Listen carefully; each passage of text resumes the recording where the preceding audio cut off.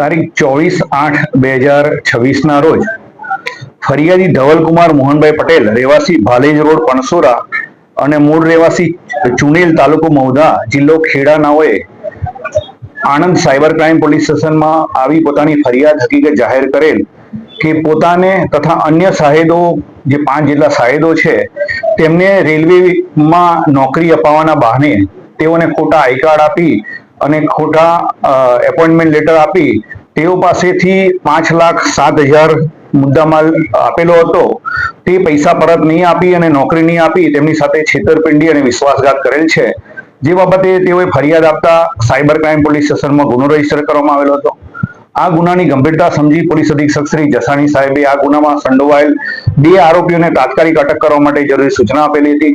Cyber ક્રાઇમના PI Dodiya તથા PSI સીરીને આ બાબતે આરોપીને પકડવાની તજવીજ હાથ ધરેલી હતી અને સાયબર ક્રાઇમ પોલીસ સ્ટેશનમાં ફરજ બજાવતા અનામ હેડ કોન્સ્ટેબલ જલાભાઈ હરિભાઈ તથા ભરતભાઈ મગનભાઈએ આ બાબતે વર્કઆઉટ ધરી આ ગુનામાં સંડોવાયેલા બંને આરોપીઓને પકડી સાયબર ક્રાઇમ પોલીસ સ્ટેશન ખાતે લાવી તપાસ કરનાર અમલદાર પીએસઆઈ સીરીને આ બંને આરોપીને અટક કરવામાં આવેલા છે. આ બંને આરોપીઓના નામદાર કોર્ટમાં રજૂ કરી 5 દિવસના પોલીસ કસ્ટડી રિમાન્ડ મેળવવામાં આવેલા છે. આ બંને આરોપીઓએ મોડેસ ઓપરેન્ડી જોવા જઈએ તો બંને આરોપીઓએ હાલ સુધી 6 જેટલા અલગ અલગ વ્યક્તિઓને પશ્ચિમ રેલવે વિભાગમાં નોકરી અપાવવાના બહાને તેઓને ખોટો એપોઇન્ટમેન્ટ લેટર આપી તેઓની નડિયાદ તથા ચકલાસી ખાતે ખોટી ટ્રેનિંગ આપી અને અમદાવાદ ખાતે લઈ જઈ અને તેમને એપોઇન્ટમેન્ટ આપવામાં આવશે તેમ કહી તેઓને હાલ સુધી પૈસા પરત કરેલા નથી. આ બાબતે બંને આરોપીઓ પૈકી તુષાર યોગેશભાઈ ચંદ્રશંકર પુરોહિત જે મૂળ રહેવાસી રાજપીપળાના છે અને હાલમાં ગોત્રી રોડ વડોદરા ખાતે રહે છે તેમના ઘરેથી પીએસઆઈ સીરીને ટોટલ 8 જેટલા બનાવટી સિક્કાઓ કબજે કરેલા છે.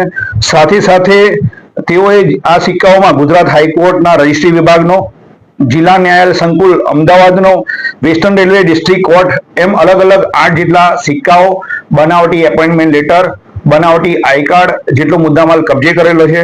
આ બંને આરોપીઓ પૈકી સુલેચનાબેન કમલેશભાઈ ઈશ્વરભાઈ પટેલ જે અલિન્દ્રા રોડ ચકલાસીના વતની છે તેમના ઘરે આ વ્યક્તિઓને ટ્રેનિંગ આપતા હોવાનું અને પરીક્ષા લેતા હોવાની હકીકત જણાવેલ છે. આ બંને આરોપીઓને પકડીને હાલમાં તેઓની ઇન્ટ્રોગેશન ચાલી રહ્યું છે. આ બંને આરોપી પૈકી તુષાર યોગેશભાઈ ચંદ્રશંકર પુરોહિતના વિરુદ્ધમાં આ અગાઉ નડિયાદ રેલવે પોલીસ સ્ટેશનમાં સને 2014માં ખોટા ટીટી બનવા બાબતનો તેમજ વડોદરા શહેરના 2 પોલીસ સ્ટેશનમાં તેઓના વિરુદ્ધમાં ખોટા દસ્તાવેજો આપી અને ખોટો એપોઇન્ટમેન્ટ આપવાના બંને ગુનાઓ રજીસ્ટર થયેલા છે.